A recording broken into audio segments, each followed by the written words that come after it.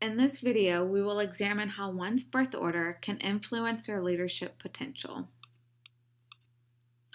Many people believe that your birth order can have a profound and lasting effect on your psychological development, and many stereotypes have been developed based on the placement of siblings within a family. The 1970 sitcom The Brady Bunch portrayed some common stereotypes about family personalities. The oldest girl, Marcia, is a perfectionist who is known to do everything right. Meanwhile, Jan, the middle child of the bunch, is often overlooked. One of the famous lines from the show is "Marcia, Marcia, Marcia," said frequently by Jan, an annoyance as she is continually ignored while Marcia receives all the praise. Last, there is Cindy, the youngest of the family, who has a playful and innocent disposition. The first formal theory of birth order and personality among siblings was introduced by psychotherapist Alfred Adler. Adler believed that people's characteristics and traits were derived from developmental issues such as birth order. He thought siblings played more of a role in one's psychology than the parents did. He theorized that a child was at higher risk of developing certain destructive behaviors based on their birth order. Like he thought the firstborn would be more likely to suffer from substance addictions due to the fact that they felt a heavy weight of responsibility as a child. Unfortunately, Adler never produced any scientific evidence to support his hypothesis.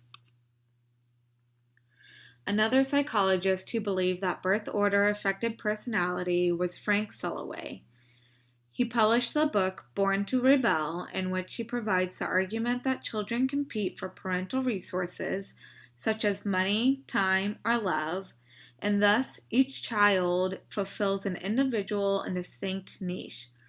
Sulloway says because parents have to divide their time and resources between children, that the children are then forced to compete with each other to get the most from their parents. The release of Born to Rebel sparked a major debate about whether or not birth order truly had an effect on personality. It was argued that his research was not accurate because of the biases associated with self-reporting. More recently, economist Sandra Black published a study in the National Bureau of Economic Research that examined 18 to 20-year-old males in Sweden and Norway who had joined the military. The military administered IQ tests to the men and had psychologists come in and give each man a personality test. The data was then taken from each test and examined in conjunction with the individual's birth order.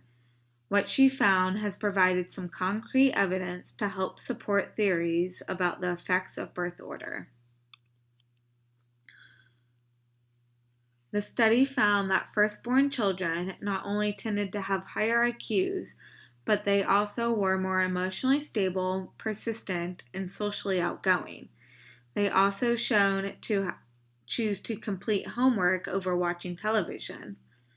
Correlations were shown to trend among age groups with a regression in IQ scores demonstrated with descending birth order.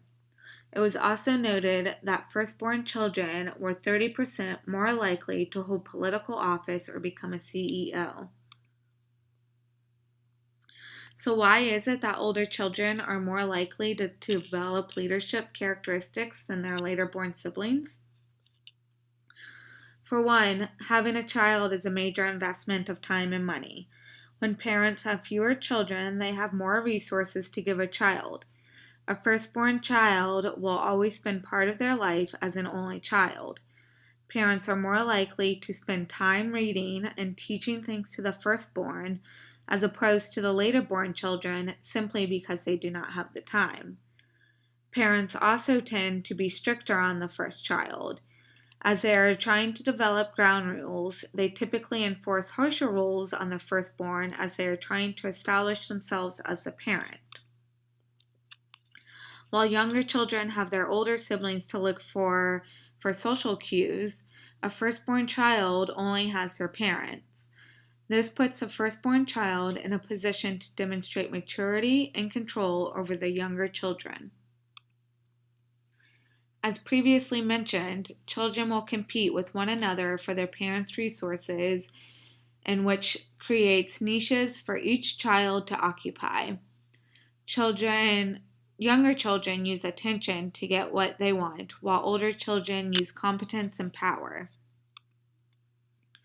As parents have more children and bring them into the home, the older children start to feel threatened, so in turn, an older child will do things to earn positive reinforcement. They do this by following the rules or trying to do something really well, like practicing a skill such as reading. Most people can say they have heard at least one assumption that has been made about them based solely on the order in which they were born. A lot of times when we hear these assumptions, whether they're about us or a sibling, we can find some truth in them. However, studies have had a hard time providing concrete evidence of these stereotypes because most evidence is based on self-reports. When studies rely on self-reporting, there will always have some degree of bias, as most people will report themselves as better than they really are. In conclusion, we can examine many examples of firstborn leaders in history when looking at American presidents, astronauts, directors, and entertainers who have built powerful brands. Although there are many factors involved in the development of an individual, we must consider the influence and impact that one's placement within the family during adolescence has on a person's psychological and professional development.